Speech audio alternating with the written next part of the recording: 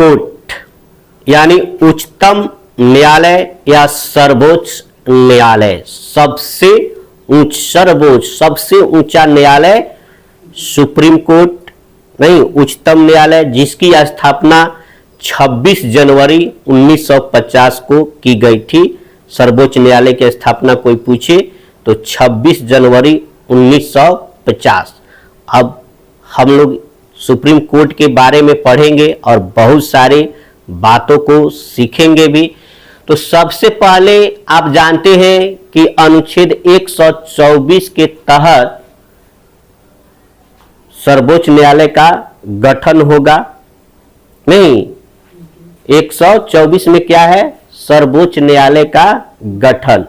तो सर्वोच्च न्यायालय का गठन होगा और साथ ही साथ एक CJI होगा, यानी चीफ जस्टिस ऑफ इंडिया। ठीक है, तो मूल संविधान में चलते हैं। जब 124 के तहत जब एक कहानी बनी, लिखा गया, तो उसमें कहा गया कि 7 न्यायाधीश होंगे।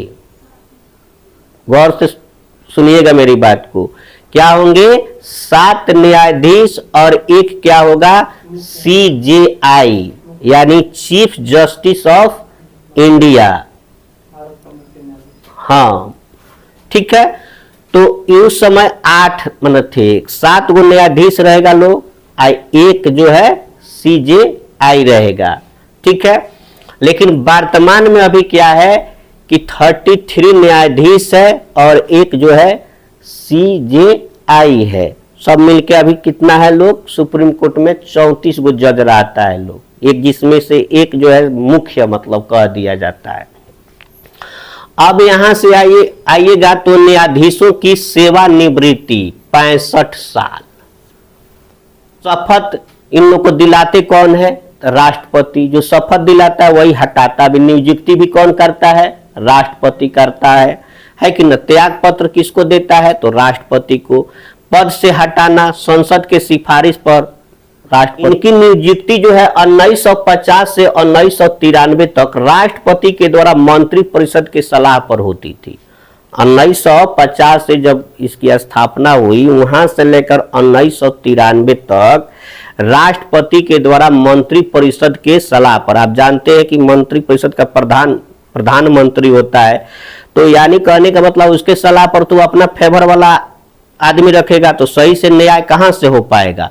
तो इस सिस्टम को हटा दिया गया ताकि जो सत्ता में रहता था उसी को फायदा होता था। तो ये नियुक्ति 1950 से 1993 राष्ट्रपति के द्वारा मंत्री परिषद के सलाह पर होता था, जो कि अच्छी भी नहीं थी। मान लीजिए जज को क्या होना चाहिए? निष्पक्ष होना चाहिए और न लगे कि हाँ वायस है वो, मतलब उससे ये चीज है।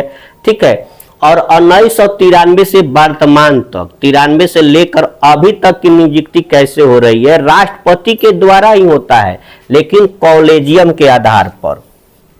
अब ये पूछोगे कॉलेजियम क्या है? तो इस कॉलेजियम में होता है कि सुप्रीम कोर्ट के 4 जज होते हैं। सुप्रीम कोर्ट के 4 जज होते हैं और एक जो है CJI होता है। एक समिति बनती है और तब वो लोग क्या करते हैं? न्यायाधीश की नियुक्ति करते हैं। अब ऐसा होता है।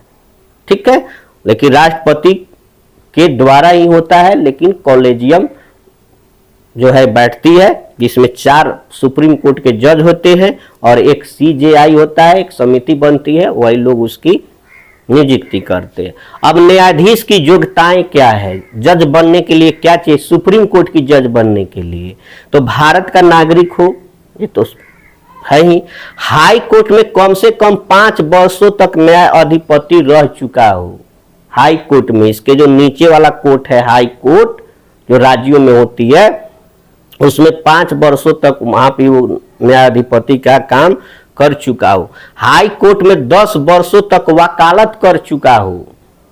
ठीक है, और राष्ट्रपति की नजर में कानून का ज्ञाता हो। राष्ट्रपति को लगे नहीं इसको कानून की अच्छी जानकारी है, तभी वो क्या हो सकता है? न्याय सुप्रीम कोर्ट का जज हो सकता है। ठीक है, अब CJI यानी मुख्य न्यायाधीश की नियुक्ति कैसे होती है?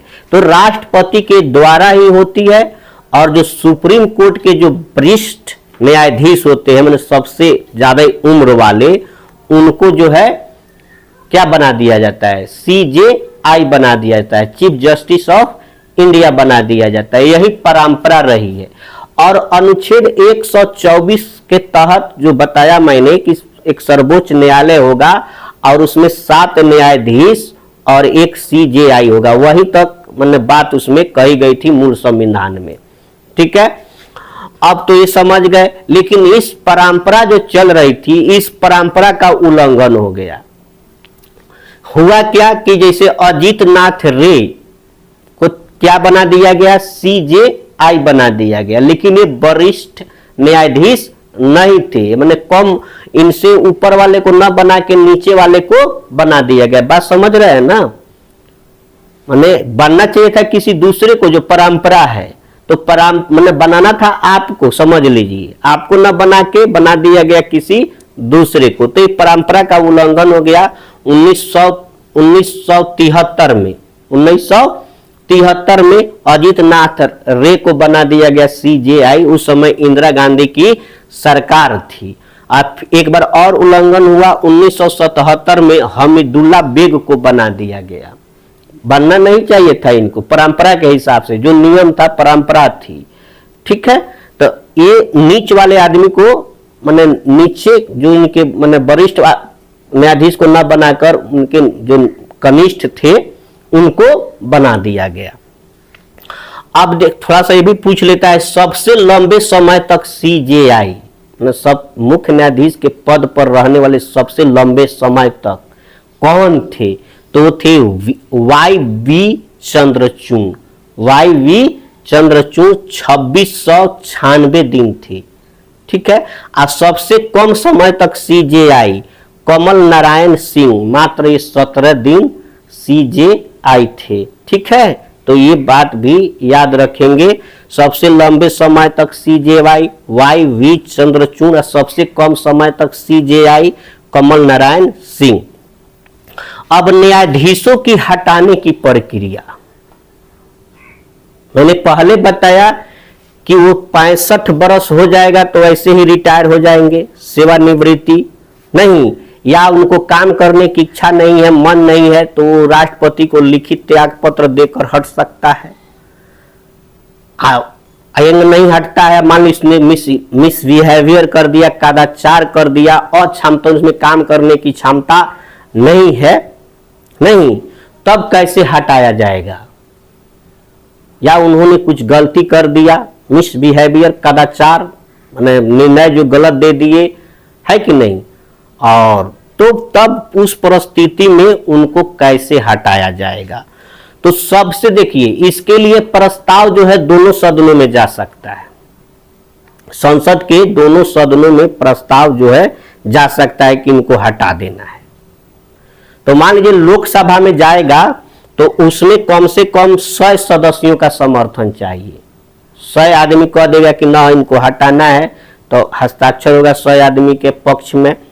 ठीक है, तो 100 सदस्यों का समर्थन होना चाहिए। अगर राज्यसभा में प्रस्ताव जाता है, राज्यसभा में तो 50 सदस्यों का समर्थन होना चाहिए। ठीक है, तो इतना ही से नहीं हो जाता। उसके बाद क्या करेगा कि जो ये सदनों के जो अध्यक्ष होते हैं, मान लीजिए राज्यसभा में जाएगा तो सभापति उसका जांच कराएगा, लोकसभा में जाएगा तो अध्यक्ष जो है जांच कराएगा कि इन पर जो आरोप लगा है कि ये कदाचार किए हैं या कुछ गलती किए हैं, इनका आरोप सही है कि नहीं है। आरोपों की जांच होगी, तब उस पर क्या होगी? चर्चा होगी सदन में। तो सदन में चर्चा होने से पहले 14 दिन पहले इनको जो है सूचना दे दी जाएगी कि आप पर जो है चर्चा की जाएगी।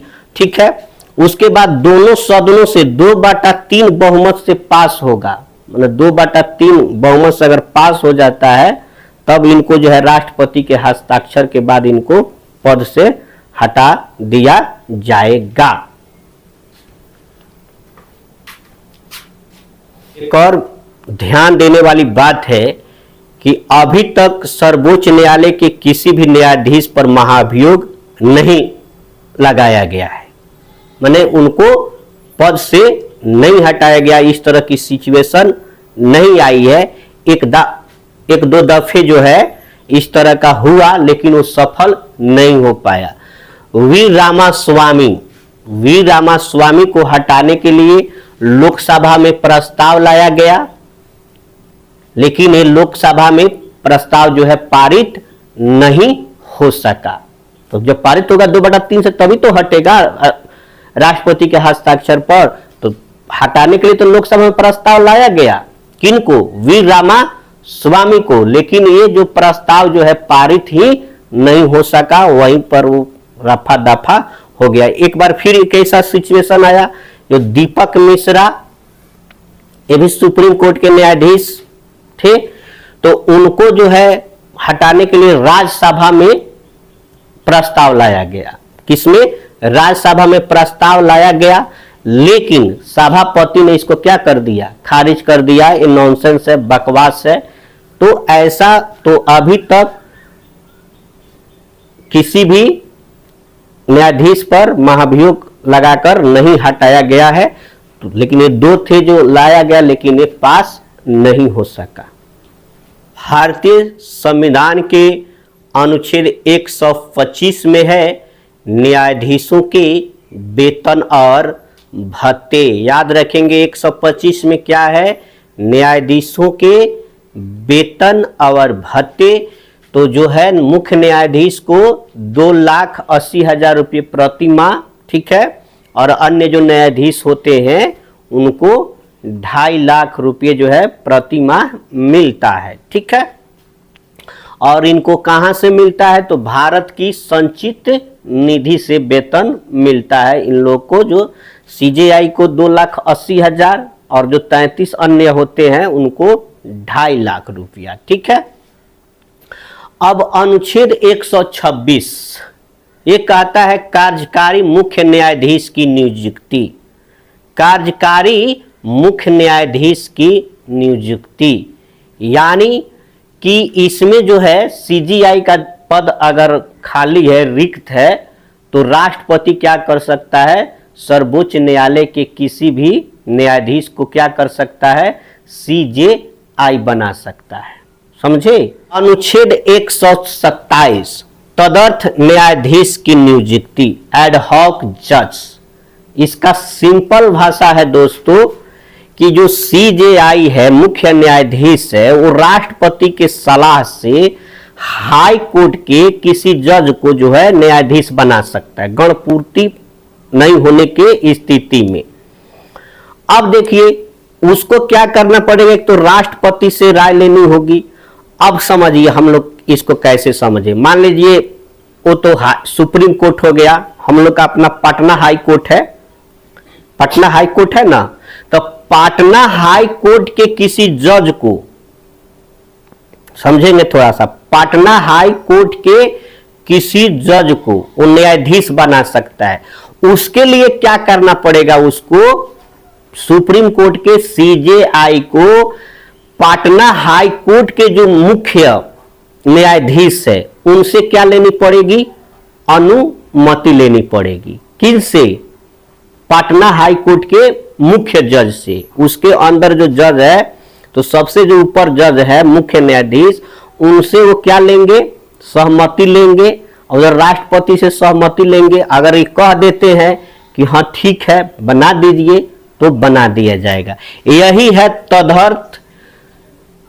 तदर्थ न्यायाधीश की नियुक्ति। अब मान लीजिए दोस्तों कि उस हाई कोर्ट के जो मुख्य जज है अनुमति नहीं दिया, कहा कि हम अपने आदमी, हमारे अपने काम भरा पड़ा हुआ है, हमारे आदमी नहीं, हम आपको नहीं देंगे, तो उसका कोई दबाव नहीं है। तब क्या करता है कि अनुच्छेद 128 के तहत सेवानिवृत्त न्यायाधीश की नियुक्ति वो कर सकता है, जो रिटायर हो चुके हैं, जो 65 वर्ष की उम्र को पार कर लिया, यानी रिटायर में समझते हैं ना आप लोग, जो रिटायर हो चुके हैं, तो रिटायर लोगों को भी वो लाके न्यायाधीश के रूप में नियुक्ति कर सकता है, गणपूर्ति नहीं होने के स्थिति में। तो ये 128 है। तो समझ में सब बातें आ गई। 126 है कार्यकारी मुख्य न्यायाधीश की नियुक्ति, और 127 है तदर्थ न्यायाधीश की नियुक्ति, और 128 है सेवानिवृत्त न्यायाधीश की नियुक्ति। अनुच्छेद 129 उच्चतम न्यायालय का अभिलेख न्यायालय होना। मतलब जानेंगे इसका कि उच्चतम न्यायालय का अभिलेख न्यायालय होना, कहने का मतलब है कि अगर सुप्रीम कोर्ट किसी केस का फैसला सुनाता है तो वह पत्थर का लकीर साबित होगा। अगर उसने 1 साल की सजा सुना दी है किसी केस में, तो हिम्मत नहीं है कि दूसरे जो उसके नीचे के हाई कोर्ट है, चाहे जो जिला कोर्ट है, उसके फैसले को बदल दे। यानी वो सुप्रीम है। अगर कह दिया कि 1 साल की सजा आपको है तो है, अब वहां से आपको कहीं अब छूट मिलने वाला नहीं है। तो वो रिकॉर्ड हो जाता है और उसको कहीं भी आप माफ नहीं करा सकते। तो यही कहने का मतलब है कि उच्चतम न्यायालय का अभिलेख न्यायालय होना, उसका समझिए क्या है, पत्थर का लकीर है। वो जब कह दिया तो कह दिया। समझ गए बातें? तो अनुच्छेद 129 बहुत ही इंपॉर्टेंट है, जानना चाहिए हम लोग को सारी चीजों को, तब ना सब जानकारी रहेगा तो काम कीजिएगा, आपके ऊपर कुछ होगा तो। अनुच्छेद 130 कहता है उच्चतम न्यायालय का स्थान। उच्चतम न्यायालय का स्थान, इसका मतलब जानेंगे कि राष्ट्रपति के सलाह पर वो कहीं भी ले जा सकता है, माने कहां रहेगा। लेकिन अभी वर्तमान में सुप्रीम कोर्ट कहां है? दिल्ली में है, नई दिल्ली में है कि नहीं? तो सुप्रीम कोर्ट का अभी जगह कहां है? वर्तमान में नई दिल्ली में है। लेकिन वो चाहे तो राष्ट्रपति के सलाह से कहीं भी ले जा सकता है। इस तरह की 2 बैठकें दिल्ली से बाहर, एक बार हैदराबाद में और एक बार श्रीनगर में बैठकें हो चुकी हैं। अनुच्छेद 130 के तहत वो चाहे तो राष्ट्रपति के सलाह पर कहीं भी ले जा सकता है, लेकिन ये है कहां पे? दिल्ली में है। ठीक है, लेकिन इनकी 2 बैठकें जो है इसे दिल्ली से बाहर, एक बार हैदराबाद एक बार श्रीनगर में हुआ है इस तरह का। अब यहां से देखिए अनुच्छेद 131 प्रारंभिक क्षेत्र अधिकार की शक्ति। अब यहां से ये सारे जो अनुच्छेद है बहुत ही इंपॉर्टेंट है। मतलब कि आप सुप्रीम कोर्ट में कब जा सकते हैं, वो किन किन मामलों की सुनवाई कर सकता है। हर मामले का, अब हथुआ का चोरी हो गया हो, घास का चोरी हो गया है, वो सुप्रीम कोर्ट में नहीं ना ले जा सकते। कोई आपका घास काट लिया हो, तो सब क्षेत्र बांधा गया है कि किन किन चीजों के लिए आप सुप्रीम कोर्ट जा सकते हैं। अब यहां से हम लोग पढ़ेंगे तो बहुत ही इंपॉर्टेंट होने वाला है। तो अनुच्छेद 131 है प्रारंभिक क्षेत्र अधिकार की शक्ति। प्रारंभिक क्षेत्र अधिकार की शक्ति, स्टेट अगर 2 राज्यों के बीच विवाद उत्पन्न हो गया है, झगड़ा उत्पन्न हो गया है, तो उसके लिए सुप्रीम कोर्ट का आप दरवाजा जो है खटखटाया जा सकते। इसलिए कहता है कि सुप्रीम कोर्ट का दरवाजा खटखटाएंगे, ऐसे ही नहीं खटखटा दीजिएगा, उसका नियम है कब खटखटाइएगा। ठीक है, तो स्टेट 2 स्टेट के बीच में झगड़ा विवाद हो गया हो, नहीं, चाहे वो नदी विवाद को लेकर हो जाता है नदी वदी को लेकर। तो चलिए, अब जैसे सेंटर स्टेट, अब केंद्र और राज्यों के बीच मामले उलझ गए हो, तब इसकी सुनवाई कौन कर सकता है? सुप्रीम कोर्ट कर सकता है। आप देखेंगे सेंटर प्लस स्टेट, यानी केंद्र और राज्य, और स्टेट प्लस स्टेट, केंद्र राज्य और 2 राज्यों के बीच, मतलब राज्य और राज्य के बीच इस तरह का मामला फंस जाए, तब भी हम उच्चतम न्यायालय का दरवाजा खटखटा सकते हैं। अब मौलिक अधिकारों से संबंधित मुकदमे, हमने पहले ही बोला था कि मौलिक अधिकार का अगर हनन हो रहा है तो उसको हम सुप्रीम कोर्ट में, उसके लिए हम सुप्रीम कोर्ट जा सकते हैं। लेकिन राज्य के नीति निर्देशक तथ्य का उल्लंघन होने पर नहीं, ठीक है। लेकिन मौलिक अधिकार से अगर कुछ भी मामला है तो आप डायरेक्ट उच्चतम न्यायालय का दरवाजा खटखटा सकते हैं। अनुच्छेद 132 अपीलीय अधिकार, जान लीजिए ये अपीलीय अधिकार क्या है। तो भारत के सभी उच्च न्यायालयों के निर्णय के विरुद्ध आप जो है अपील कर सकते हैं। कहां पे? सुप्रीम कोर्ट में। तो हर निर्णय के विरुद्ध नहीं, जहां पे वो मृत्यु दंड दे दिया हो, मान लीजिए पटना हाई कोर्ट ने आपको मृत्यु दंड की सजा दे दी, तो आप जो है सुप्रीम कोर्ट का दरवाजा खटखटा सकते हैं, सुप्रीम कोर्ट में अपील दायर कर सकते हैं। या उम्र कैद दे दिया हो या 10 वर्ष से ज्यादा का सजा सुना दिया है कौन? हाई कोर्ट, तभी आप जा सकते हैं कहां? सुप्रीम कोर्ट में। तो यही कह रहा है अपीलीय अधिकार अनुच्छेद 132। और कह रहा है संवैधानिक मामले, अगर संवैधानिक मामले में मन हाई कोर्ट ने कुछ डिसीजन दिया है तो उसको आप अपील कर सकते हैं। कहां पे? सुप्रीम कोर्ट में। हाई कोर्ट के निर्णय के विरुद्ध आप अपील करना।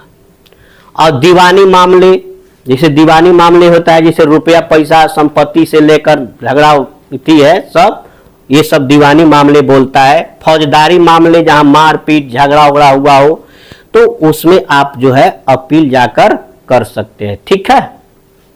अनुच्छेद 137 पुनर्विचार संबंधित क्षेत्राधिकार, यानी सुप्रीम कोर्ट जो कोई ऑर्डर दिया है, आदेश दिया है या फैसला सुनाया है, उस पर वो क्या कर सकता है? पुनः विचार कर सकता है कि हाँ सही हुआ या गलत हुआ, या उसमें कुछ संशोधन कर सकता है। यही है अनुच्छेद 137 पुनर्विचार संबंधित क्षेत्राधिकार। उसको अधिकार है कि अपने फैसलों को पुनः विचार कर सकता है और उस पे या निर्णय पे है उसमें कुछ संशोधन करके भी जो है कर सकता है, ठीक है। अनुच्छेद 139 रिट अधिकार। तो सुप्रीम कोर्ट के पास 5 तरह के रिट अधिकार है दोस्तों। एक है बंदी प्रत्यक्षीकरण, परमादेश, अधिकार परीक्षा, प्रतिषेध और उत्प्रेषण। जानेंगे, आप जानते हैं कि मौलिक अधिकार के हनन होने पर भी सुप्रीम कोर्ट रिट जारी कर सकता है, ठीक है। तो अनुच्छेद 22 में क्या है? कुछ दशाओं में गिरफ्तारी और संरक्षण। अगर किसी व्यक्ति को आपने मनमाने ढंग से हिरासत में ले लिया है तो हिरासत में लेने का कारण बताना होगा। उसको स्वतंत्रता दी गई है। 24 घंटे के अंदर उसे क्या दंडाधिकारी के समक्ष पेश किया जाएगा और उसको एक वकील रखने की क्या दी जाएगी? स्वतंत्रता दी जाएगी, वो एक वकील रख सकता है। ये बंदी प्रत्यक्षीकरण जानेंगे। सशरीर प्रस्तुत करना, मतलब मान लीजिए कि किसी आदमी को गलत तरीके से फंसा दिया गया है, जेल में उसको बंद कर दिया गया है, तो जेल में बंद कर दिए हैं आप जो है 24 घंटे के अंदर में ले नहीं गए दंडाधिकारी के समक्ष, तो उसका वकील जो है जाकर क्या कर देगा? सुप्रीम कोर्ट में याचिका दायर कर देगा। अगर तब क्या करेगा सुप्रीम कोर्ट? अगर उसने कोई गलत किया है, उस अधिकारी ने 24 घंटे के मतलब पेश नहीं किया है, तब उसको उस पर ये एक्शन ले सकता है। तो यही है बंदी प्रत्यक्षीकरण, सशरीर। तब कहेगा कि आप उस आदमी को इस स्थान पर एक निश्चित जगह पर लेकर आइए। नहीं होता, कभी कभी नहीं होता, गलत आदमी को क्या कर देता, जेल में बंद कर देता है। आज जो मुख्य आरोपी है खूब मजा करता है, फिल्मों में देखते रहते हैं। तो इसी तरह का ये चीज है बंदी प्रत्यक्षीकरण, समझ गए? सशरीर जो है उपस्थित करना होता है। समझ में आ गई बातें? अब चलिए, ये है परमादेश, परम जोड़ आदेश, परमादेश। इस सरकारी अधिकारी का कर्तव्य का निर्वहन। अगर मान लीजिए सरकारी कोई अधिकारी है, अपने कर्तव्यों का निर्वहन सही से नहीं कर रहा है, तो उस स्थिति में भी सुप्रीम कोर्ट जो है रिट जारी कर सकता है सरकारी अधिकारी के कर्तव्यों का निर्वहन न करने पर। ठीक है, उस लगेगा कि लोग उस पर मतलब ब्लेम लगा देगा कि अच्छा से अपना काम नहीं कर सकता है, तो वो रिट जारी करने का अधिकार है उसको। समझ गया है। अधिकार परीक्षा कह रहा है गैर कानूनी तरीके से सरकारी नौकरी पाना। समझ लीजिए, मान लीजिए कोई व्यक्ति है जाली सर्टिफिकेट के आधार पर जो है तरीके से सरकारी नौकरी पा लिया है, तो उस पर भी वो रिट जो है जारी कर सकता है। उसके डॉक्यूमेंट्स की चेक होगी, उसके सारे कागजात चेक होंगे कि सही है कि नहीं है, तो उस स्थिति में भी सुप्रीम कोर्ट जो है रिट जारी कर सकता है गैर कानूनी तरीके से सरकारी नौकरी प्राप्त कर लेने पर। ठीक है। प्रतिषेध, सुप्रीम कोर्ट या हाई कोर्ट के द्वारा निम्न अदालत को यह आदेश दिया जाता है कि इस मामले की सुनवाई आप न करें क्योंकि ये आपके क्षेत्र के अधीन नहीं है। अब मान लीजिए सुप्रीम कोर्ट का जो मामला है वो निचली जिला अदालत नहीं ना सुनवाई करेगी, कहेगा कि वहीं पर रोक देगा, कहेगा कि नहीं स्टॉप हो जाओ, ये आपके क्षेत्र का अधिकार नहीं है। जैसे मौलिक अधिकार है तो आपके बस का बात नहीं है, तो ये है प्रतिषेध, मतलब रोक लगा देगा वो।